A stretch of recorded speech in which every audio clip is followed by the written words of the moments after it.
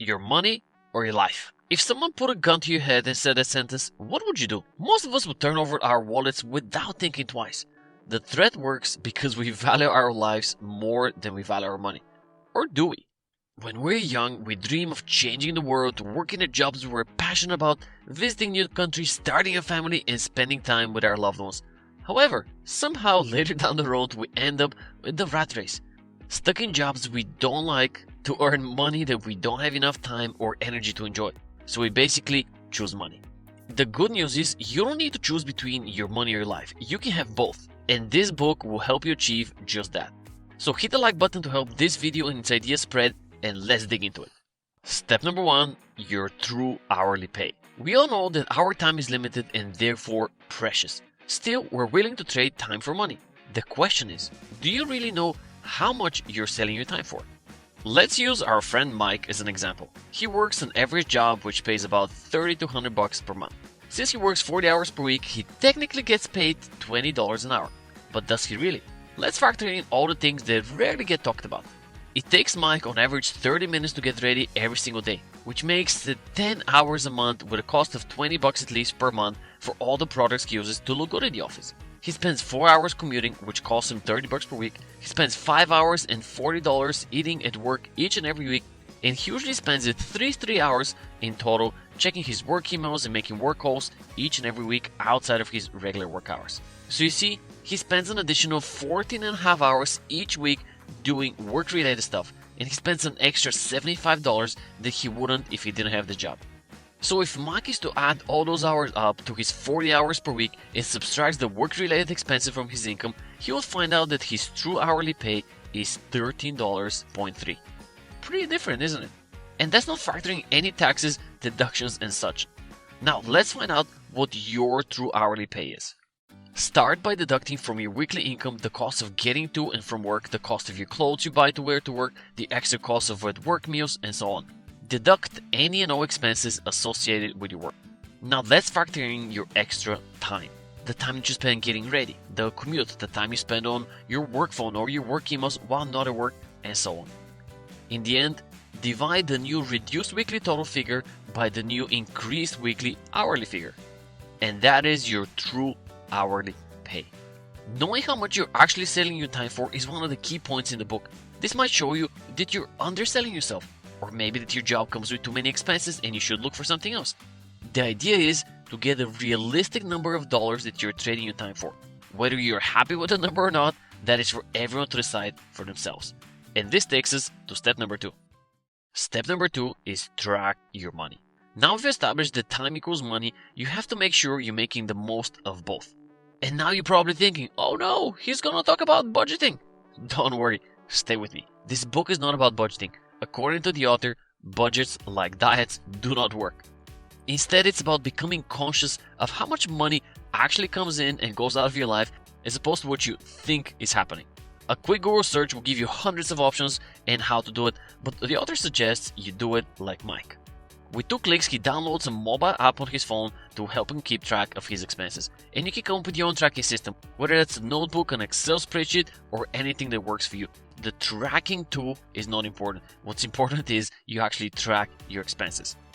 At the beginning of the month, Mike adds his salary to the app, and every single day he records all of his expenses. Whether that's a new TV, a meal at McDonald's, or a $1 purchase at the local shop, expenses are expenses. And since he has his phone with him all the time, the process is quite easy. Then at the end of the month, he looks at his expenses by categories, as in transportation, eating out, groceries, and so on. This will show him where his money is actually going. And last but not least, he converts each dollar spent to hours of life energy, aka time, using his true hourly pay that we saw in step 1. So if your true hourly pay say $10 per hour and you just forked out $130 on the latest pair of Nikes, you traded essentially 13 hours of work for a pair of sneakers. And the whole idea of this step is that monthly record will be an accurate representation of how you're actually living and will help you transform your life. And this takes us to step number 3. Step number 3. 3 questions that will transform your life. If you're watching this video, chances are you're not looking for yet another finance book to tell you how to get rich. The reason why you're here is probably that you want to find the balance between money and life. So let's dive into the core of the program. When you have your monthly records, ask yourself 3 questions for each of the categories of your earnings and expenses. 1. Did I receive fulfillment, satisfaction, and value in proportion to the time spent? Or in other words, is the amount of happiness you get from these purchases worth the time you spend working to make the money to make the purchases? This question will help you identify areas where you're overspending and see other categories that bring great joy to your life where you could be spending more money on. Mike, for instance, discovered that every month he bought at least 1 new pair of sneakers. Only when he asked himself the question, he realized that spending 13 hours at work to pay for that yet another pair of sneakers is not worth his time.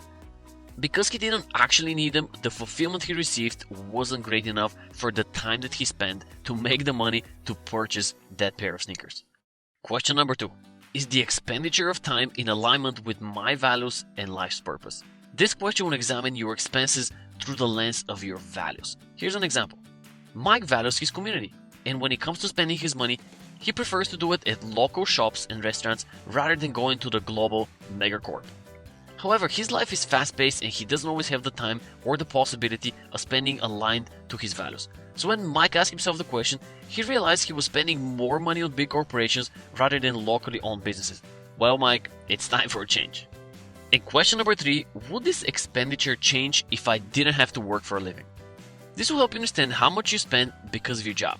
You may find that life would be cheaper if you didn't have to work. And this idea comes from the book, but I personally find it super unrealistic.